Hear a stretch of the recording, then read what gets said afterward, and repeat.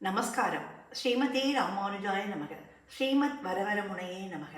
ஸ்ரீசைலேச தயாபாத்திரம் தீபக்தியாதி குணோர்ணவம் யதீந்திர பிரவணம் வந்தே ரம்யஜா மாதரமுனிம் லக்ஷ்மீநாத சமாரம்பாம் நாதயாம் அனுமத்தியமாம் அஸ்மத் ஆச்சாரிய பர்யந்தாம் வந்தே குருபரம்பராம்.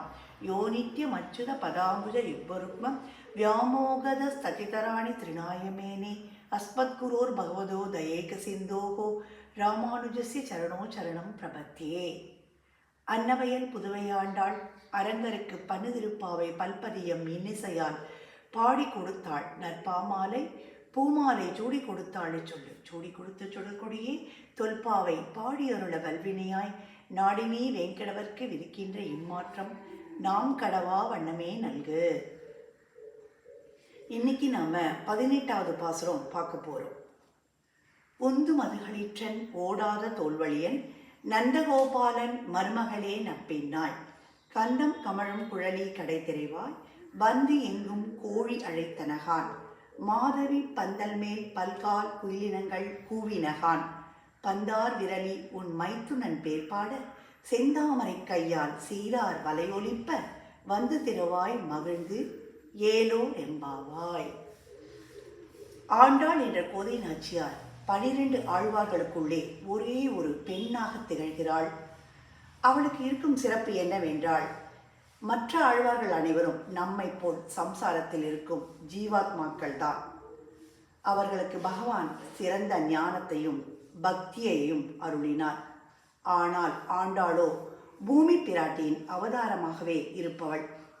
வைகுந்தத்தில் இருக்கும் போகங்களை விட்டுவிட்டு சம்சாரத்தில் வாழும் நம்மை போன்ற சாதாரண மனிதர்களுக்கு உதவி செய்வதற்காக இந்த உலகத்தில் ஆசைப்பட்டு தானே வந்து பிறந்தாள். நம்மேல் இருக்கும் கருணையால் இந்த உலகத்தில் அவதரித்தாள். அந்த கருணையின் வெளிப்பாடாகத்தான் கிருஷ்ணனின் அனுபவத்தை 30 பாசுரமாக ஏற்றி வைத்தாள்.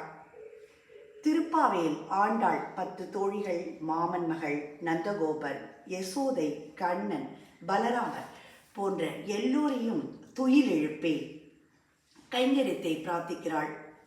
இன்றைய திருப்பாவை பாசுரத்தில் சிறப்பு என்னவென்றால், பிராட்டியின் அருள் வேண்டும் என்று அனுசந்திக்கும் பாசுரம். ராமானுஜருக்கு மிகவும் பிடித்தமான பாசுரம் என்னன்னு பார்ப்போம். மதம் பொழியக்கூடிய ஆண் யானை போன்ற பலம் கொண்டவர் நந்தகோபர். நந்தகோபரின் வலிமை சொல்லப்பட்டிருக்கிறது. போரிலே புறமுதுகிட்டு ஓடாதபடி தோல் வலிமை உடையவர். அப்படிப்பட்டவரின் மருமகளாய் இருக்கும் பாக்கியம் பெற்ற நப்பின்னாய். இந்த நப்பினை யாருன்னு பார்த்தா நீலாதேவியின் அம்சம். இந்த நப்பினையை 7 காளைகளை அடக்கி கிருஷ்ணன் திருக்கல்யாணம் செய்து கொள்கிறார். வாசனை வீசக்கூடிய கூந்தலை உடையவளே வந்து கதவை திற என்கிறாள். எல்லா இடத்திலும் கோழி கூவுகிறது. மாதவி பந்தல் மேல் பல முறை குயில் கூட்டங்கள் கூவுகின்றன. பந்து பொருந்திய விரலை உடையவளே, உன் மைத்துனன் திருநாமங்களை பாட வந்திருக்கிறோம்.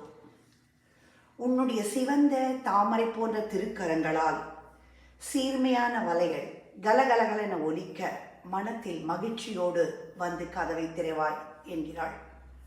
ஆண்டாள் திருவடிகளே சரணம். ஆழ்வார் எம்பெருமானார் ஜீயர் திருவடிகளே சரணம்.